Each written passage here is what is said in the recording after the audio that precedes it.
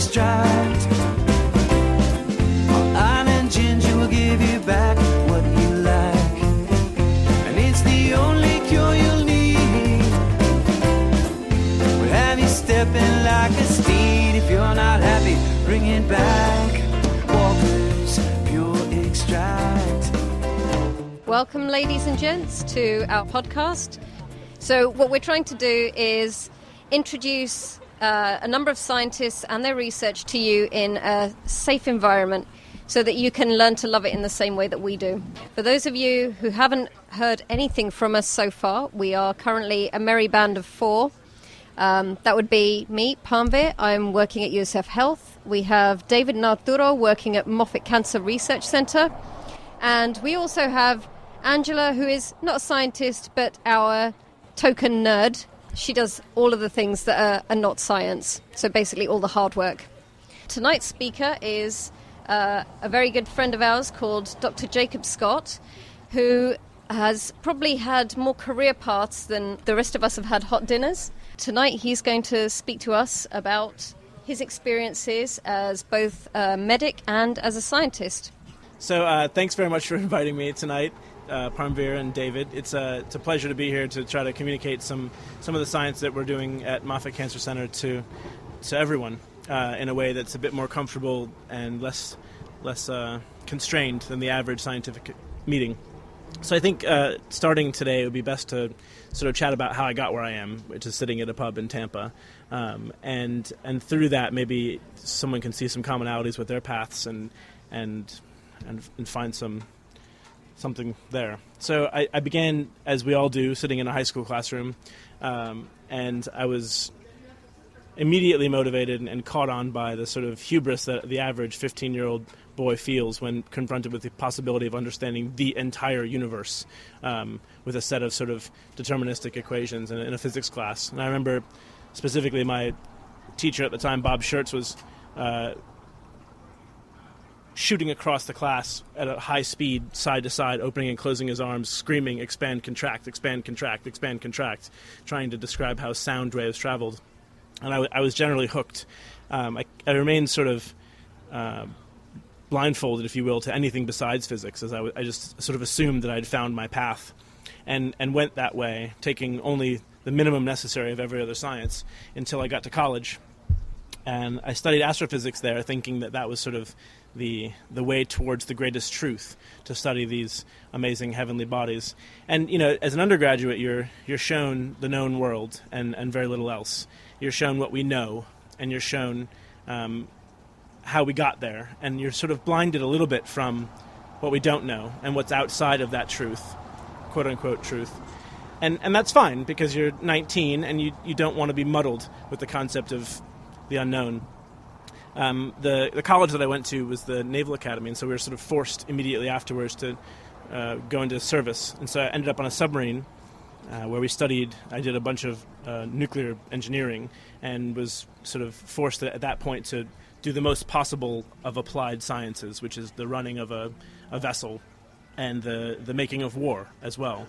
And physics played directly into all these ventures, but at the same time it didn't quite feel right. It didn't feel the same. It didn't feel as though I was getting any closer to understanding the universe. It felt instead like I was acting as a cog in a very big machine, and it didn't feel right.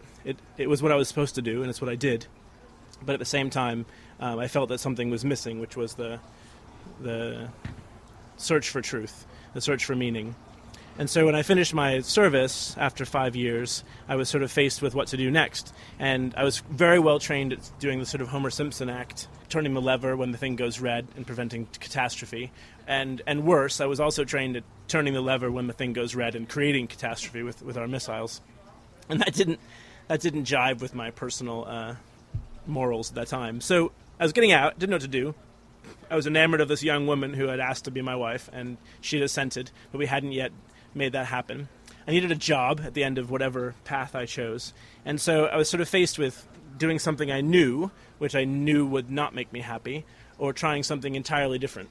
And so I applied to sort of every kind of graduate school there is, because I didn't know anything about any of them, and was then faced with the difficult choice of how to proceed. And I remember I was at a rock climbing gym, and I was whining about this situation. But the person I was climbing with that day happened to be an MD, which I didn't know. And here I am whining about my choices, and he just literally dropped me off the face of the rock climbing gym and told me I was an idiot and told me to go to medical school because there was more jobs there. And so I did. I went off to medical school sort of blindly, not knowing much about it. But what I found was the huge rush. I was 30. I had sort of done some things. I had learned a lot about one field.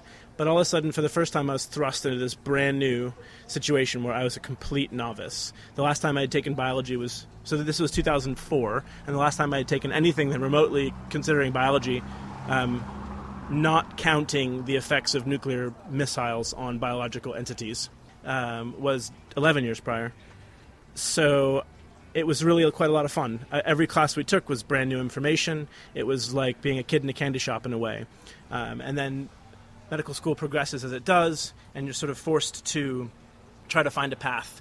And it was a difficult thing. I didn't want to turn my back on the first 27 years of my life, or 28 years of my life, in which I'd studied physics and reactors and particles and sort of these central truths, if you will. But at the same time, I'd found that taking care of people, thinking about a length scale that was more meaningful, seemed to jive with my person.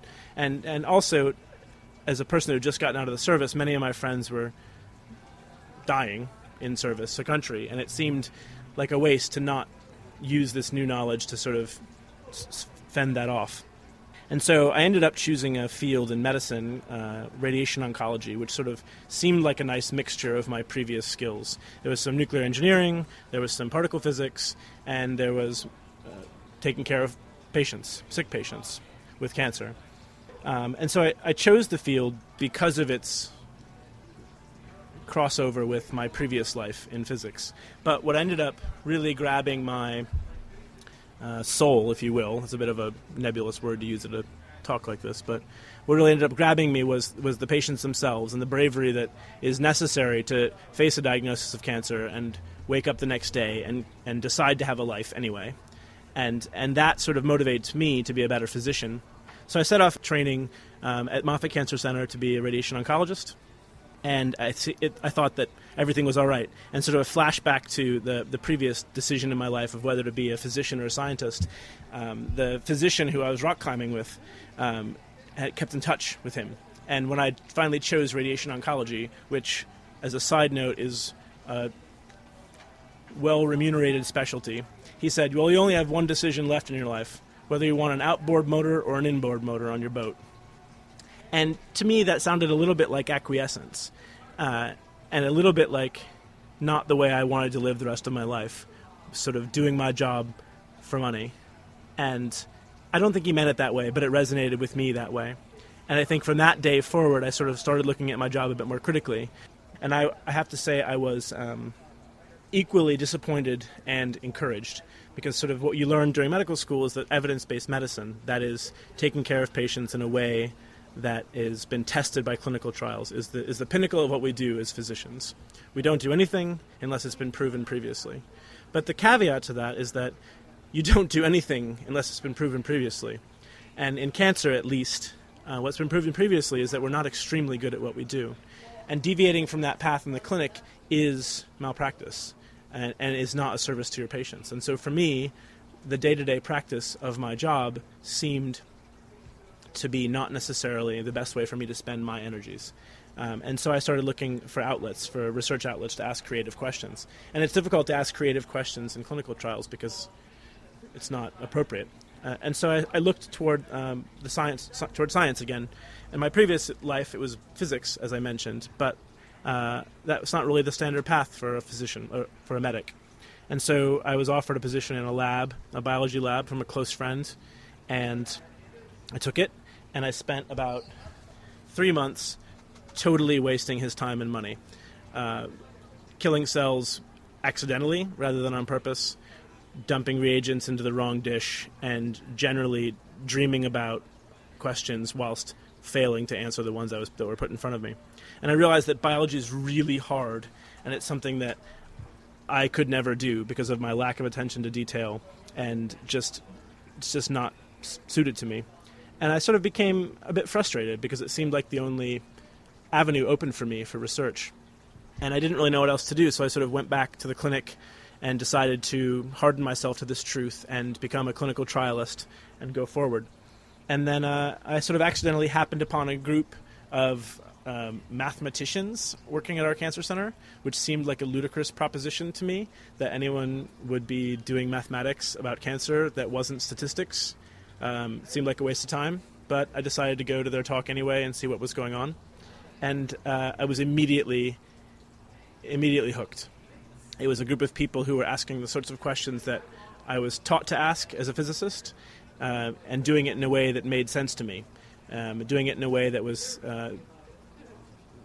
grounded in first principles and built upon rigorous statements that could be chased one after the other. And then even more exciting to me was the fact that the field was wide open. It felt like being a physicist in the 1700s.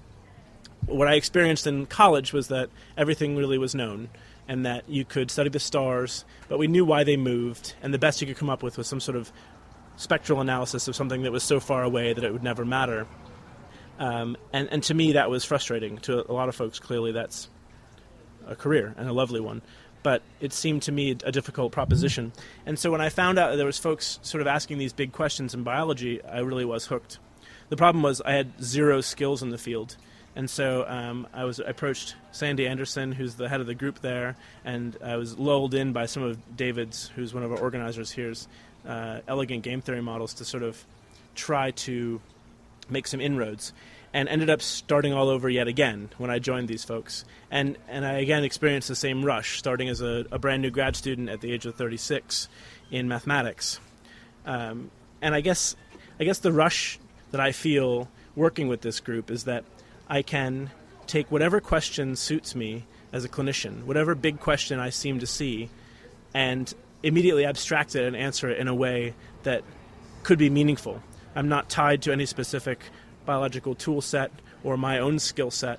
I can abstract anything I like and write down a formalism, a mathematical sentence, if you will, to try to make scientific progress. And so you remember the scientific method we all learned in high school. It's all about deriving new hypotheses.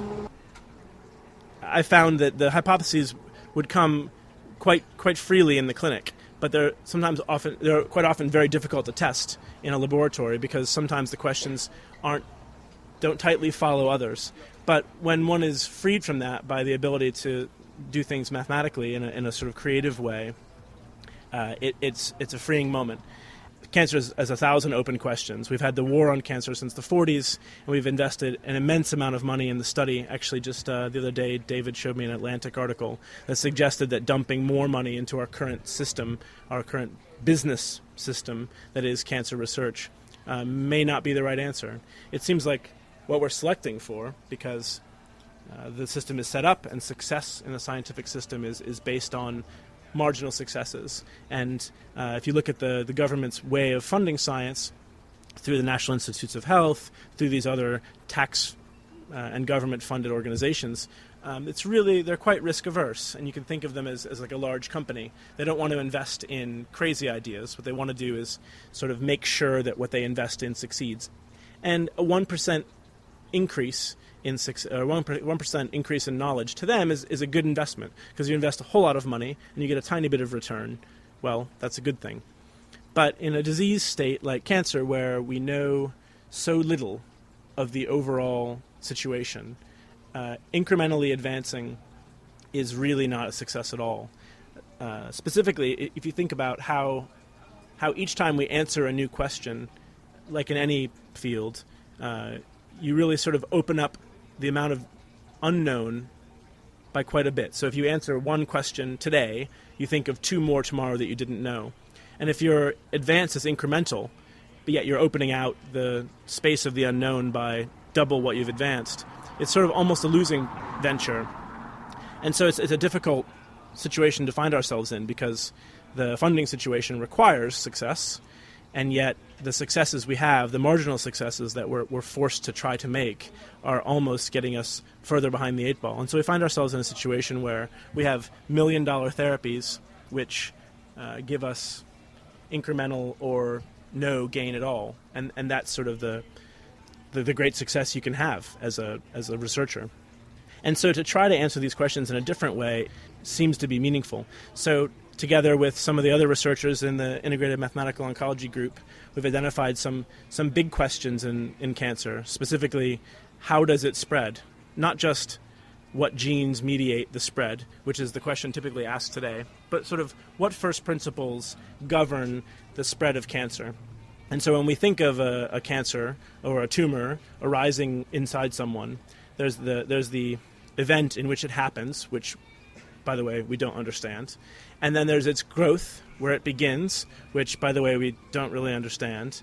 And then there's the idea that it can spread throughout the body, not just where it starts. So if you take a lung cancer, for example, it grows in the lung. It can spread to nearby lymph nodes, which are part of the immune system. And then further, it can spread through the bloodstream to distant organs, like the brain or the bones or the liver. And it's this step, this spread, that accounts for, I think the recent number is 90% of death from the disease. And yet we know almost nothing about it. It's sort of been cloaked in a mystery that's tied up in our fact that we can't really measure things, because a lot of times patients will show up it having already happened, and it's very difficult to sort of try to understand a process that's already happened. It's actually impossible. And so what we've tried to do is to create abstract models by which we can try to understand this process. And an abstract model is all well and good, and an equation is a beautiful thing, and you can do all the maths you like. But if you can't generate something that's directly testable by an experimentalist, your theories are really just sort of rabble-rousing. And if you think about what a theory or a model is, so what we do is we're called mathematical modelers. And so if you think about what a mathematical model is, it's just a mathematical way of doing something that all of us do, and we all have done since birth, which is to create and try to understand the world around us. And so each of us goes through life every day building models of the way we experience the world. Even if you're a non-scientist, you have to realize that everything you experience is understood by you in a unique way. Every person around you experiences the same things that you experience, but in a slightly different manner. And it's because of their understanding of it, and it's because of the way they have built up their own understanding. So the way that your friend thinks about you is probably quite different than the way you think your friend thinks about you. And this is all based on the idea that our understanding systems are built on these constructs in our own minds. In science, what we try to do is formalize these thought constructs. And so by working together with more than one person, we try to write down in as formal a way as we can the way we think something works. And so by doing this in a mathematical way, we attempt to write something down in a very rigorous way. So it's all well and good to write down a cartoon, to draw a picture of how you think something works. And for many, many years, this has worked in biology, it's worked in meteorology, it's worked in almost every science, to write down an idea, a cartoon model of the way things work. But now that we're better at sort of measuring things, these models have started to not suffice. So meteorology is a great example. In the 1920s, before the advent of radar or computers, people had sort of these predictive models of what the weather would look like. It was based on what the weather was like yesterday in Tucson and what the weather was like last week in Phoenix. There's a guy named Lewis Fry Richardson in 1922 who suggested that you could get a room full of computers, and by that he meant people doing maths. And if you connected enough of them and they had access to real data about the weather, that you could predict in a better way what they were doing at the time. But in 1922, they didn't have any way to better predict or connect these people. And I think we find ourselves in a sort of similar situation today, is that we've been moving along as well as we can in biology, measuring things and having our marginal successes, but it hasn't really been done in concert with an overall grand plan as to how to understand things. And further, the people whose job it is to do the computation speak a very different language and have in their heads a very different understanding, a very different model system than those who are measuring. And if we're all trying to inform a different idea, if we're all talking about something that's slightly different or radically different, then the idea of us putting that together into a meaningful structure as a team is hard to do. And so I think that moving forward, groups like ours and the biologists with whom we work are trying to create a central model, a central idea that we all hash out together and work on together.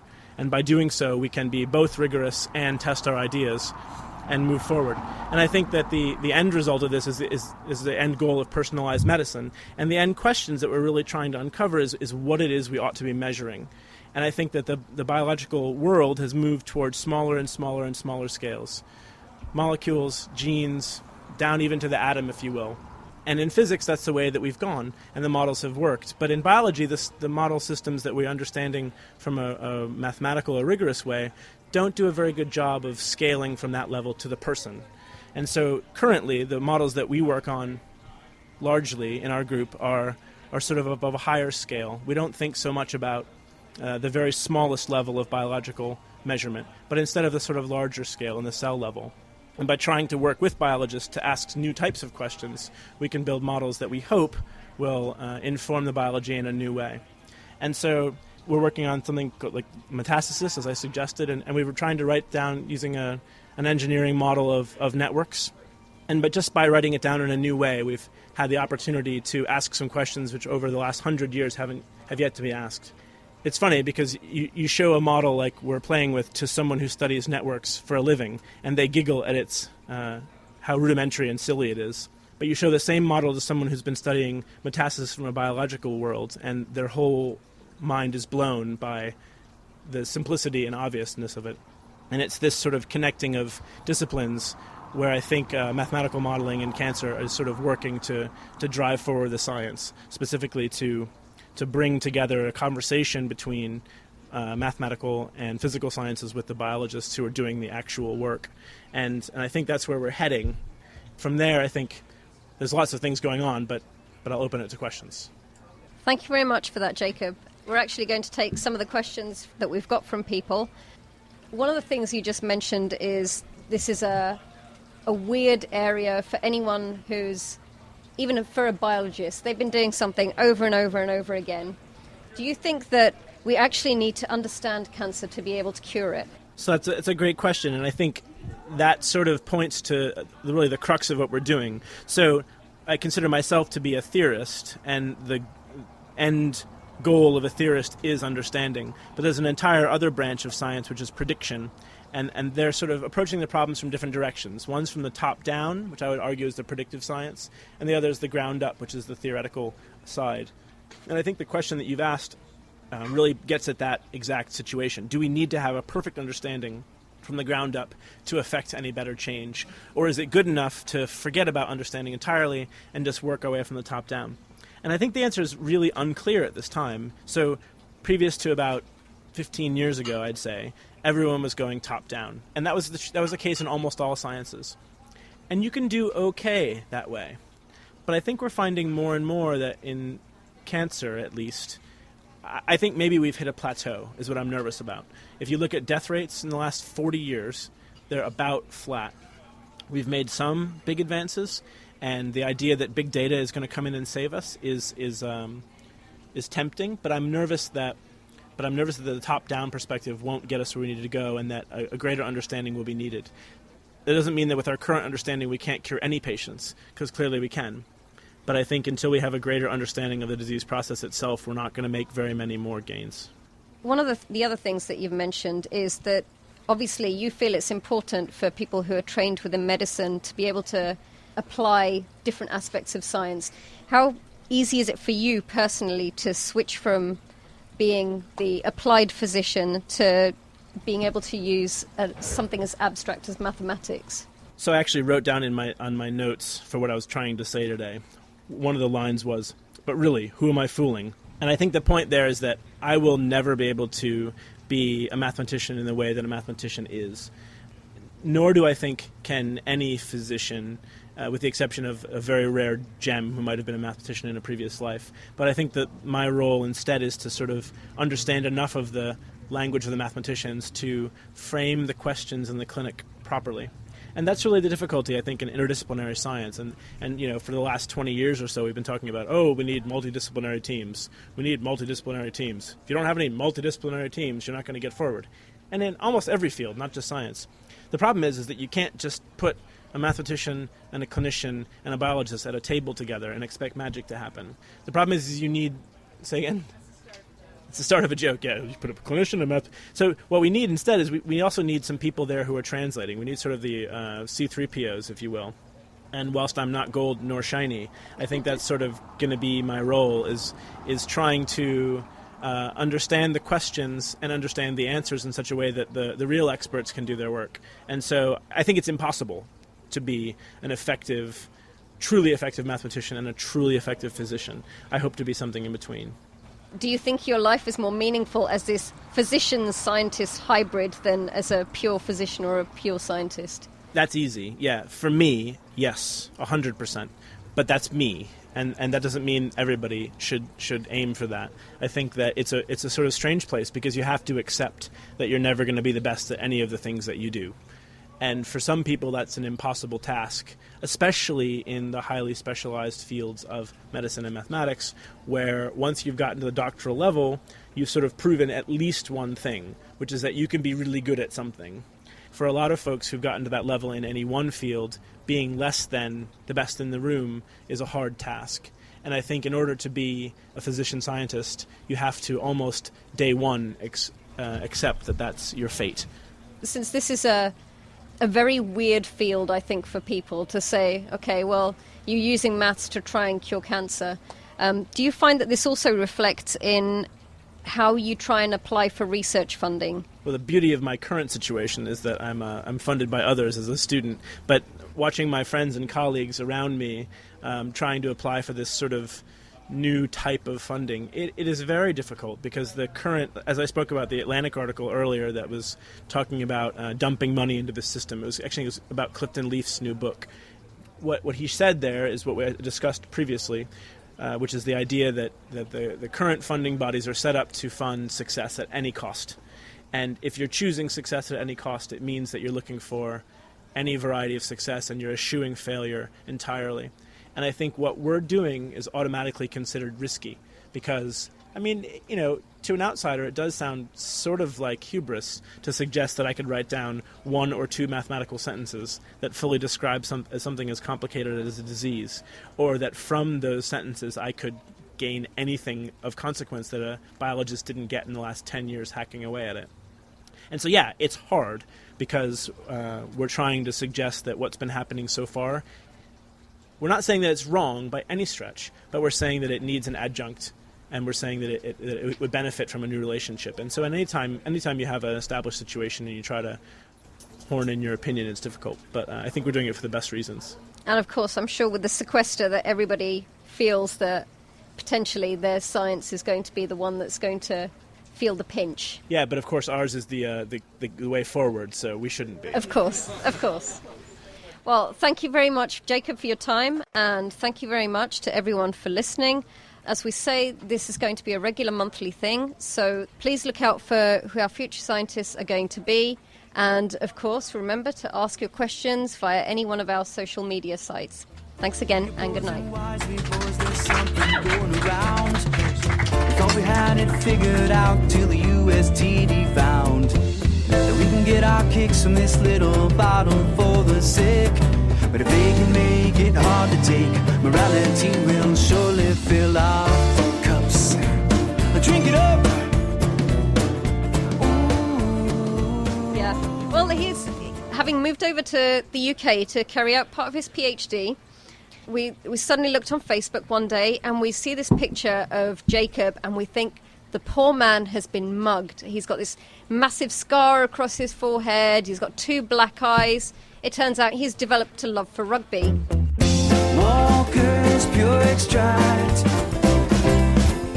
Island ginger will give you back what you lack.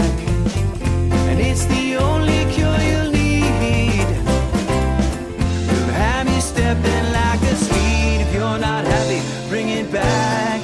Walker's Pure Extract.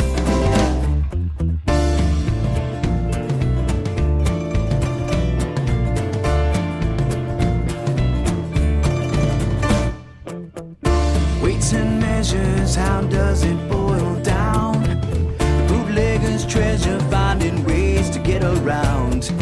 We'll throw the regulators up with a trick that'll keep us in the mix. Jamaican red and sour gum will keep us running rum to Walker's sick. That should do the trick. Ooh. Walker's Pure Extract. Island ginger will give you back what you like, and it's the only cure you'll need. Have you stepping like a steed? If you're not happy, bring it back. Walker's Pure Extract.